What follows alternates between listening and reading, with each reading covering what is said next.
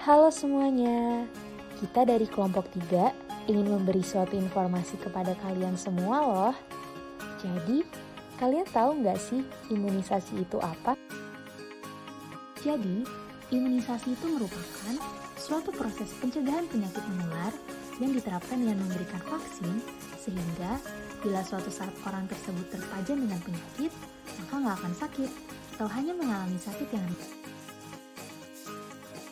Lalu, untuk imunisasi dasar lengkap, itu terdiri dari apa aja sih?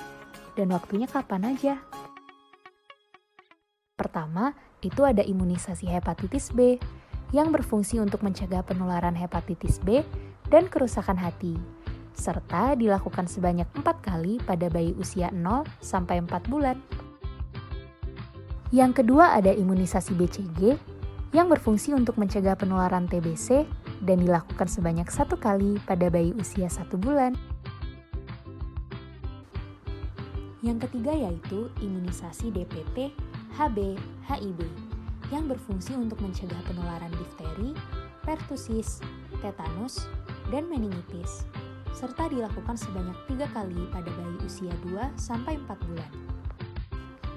Yang keempat ada imunisasi polio, yang berfungsi untuk mencegah penyakit polio dan dilakukan sebanyak 4 kali pada bayi usia 1 sampai 4 bulan.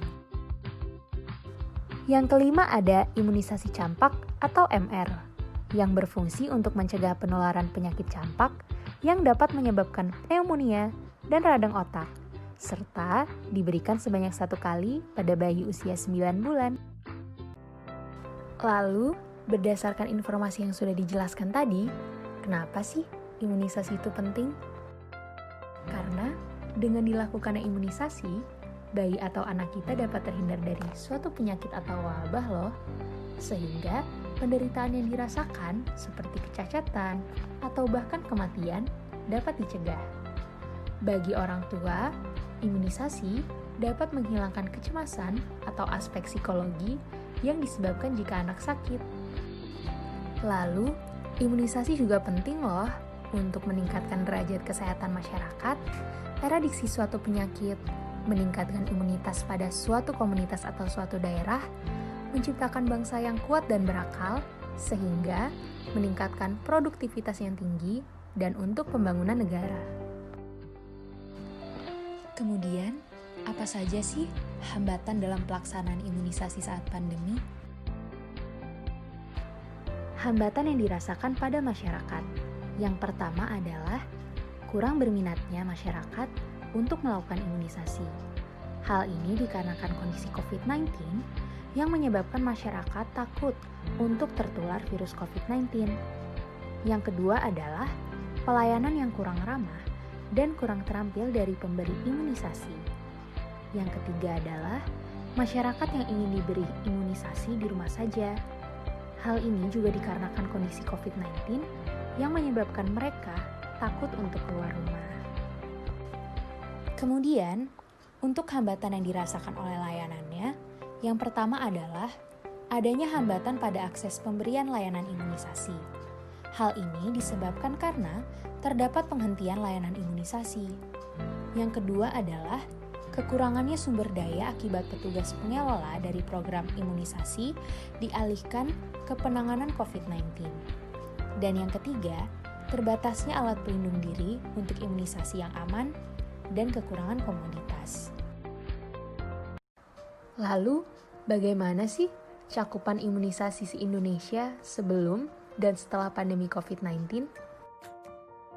Berdasarkan data dari WHO pada tahun 2018, terdapat kurang lebih 20 juta anak tidak mendapatkan imunisasi lengkap, bahkan tidak mendapatkan imunisasi sama sekali, di mana 1,5 juta anak diantaranya mengalami kematian setiap tahun akibat penyakit yang dapat dicegah dengan imunisasi.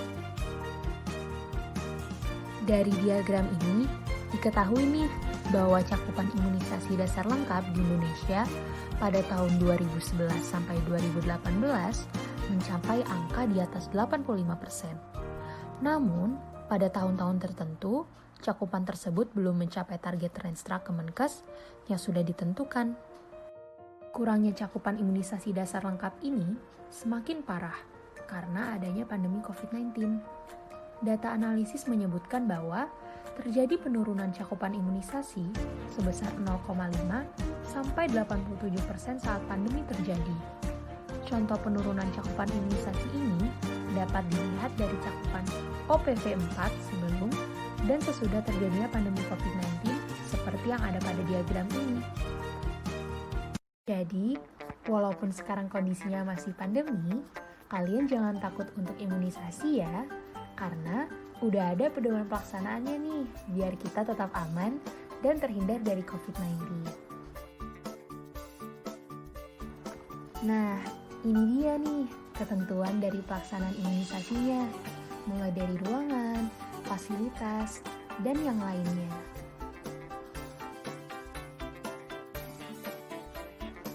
Kemudian, ada juga ketentuan waktu pelayanan imunisasi di Posyandu, Puskesmas, dan FKTP lainnya.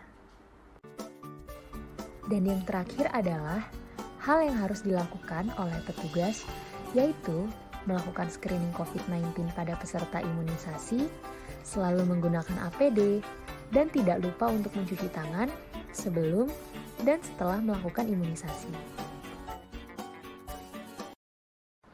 Jadi, walaupun saat ini kondisinya masih pandemi, tetap jangan lupa ya untuk melakukan imunisasi pada anak kalian, supaya terhindar dari berbagai ancaman penyakit. Stay safe and healthy semuanya.